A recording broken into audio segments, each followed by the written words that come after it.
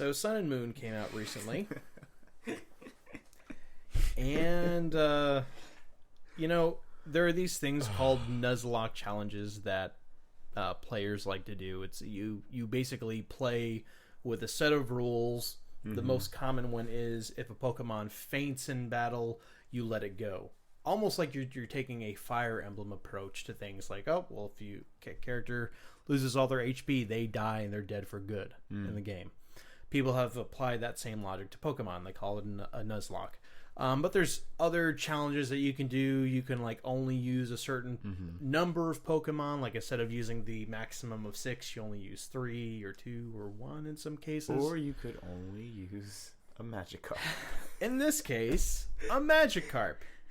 A freaking Magikarp, man. Level 70 Magikarp that he was apparently able to beat the Elite Four. And of course, this is a Japanese player who they do stuff. Yeah. No, they do crazy stuff in their games. I know that all the Resident Evil games have been beaten using just a knife by Japanese players. Wow. On every difficulty setting. Well, they love their video games. They do. It is more than a hobby. So, what is a Magikarp evolved into? That's the awesome things about them. They evolve into Gyarados. Yeah, and that's what everyone wants, right? And yeah, it's but basically this one, he never evolved it. Well, yeah, and in Red and Blue and Yellow, they evolve at level 20 into Gyarados, and they're amazing. They look like a dragon, but they're not dragon type. They're water flying. Makes them really weak to electricity, but it's still an awesome, just a beast of a Pokemon. Really good stats, and it learns really good attacks as well. That happens at level 20. When you get Magikarp, it knows Splash, which is an attack that does nothing. Wow. Then so typically you just level it up by distributing it, like by not playing with it, but just having it in your party. Right. Well, you basically have to use other Pokemon to do it. Yeah.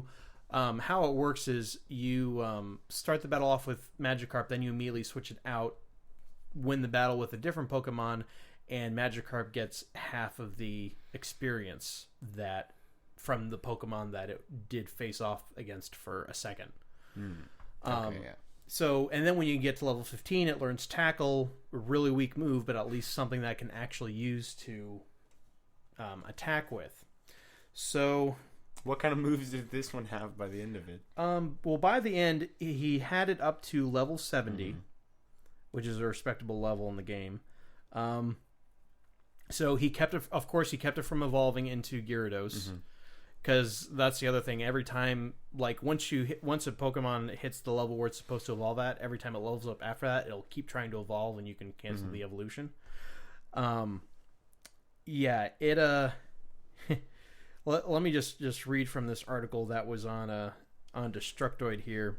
The pitiful fish was kept from its birthright, evolution into a sea dragon, and dragged through the toughest trainers alive using Flail, which gets stronger when its HP is low, and a load of potions / patience. I bet. So apparently, and then if you use Flail, of course, I guess Struggle works against Ghost types. So Struggle is a move that your Pokemon will use when it's out of moves. It'll do damage, but it'll also damage itself when it uses it. Apparently that works against Ghosts now. I haven't played Pokemon since Generation 1, so there's been a lot of changes. Because Struggle is a normal move. No normal move works against Ghosts. That's how it used to work. So, because I guess Flail was a normal move that wouldn't work, but now Struggle works. So that's interesting. So, yeah. Another one of these awesome stories where a gamer does something like, defeats Dark Souls 3 by using Justice Feet. Those types of things really warm the heart.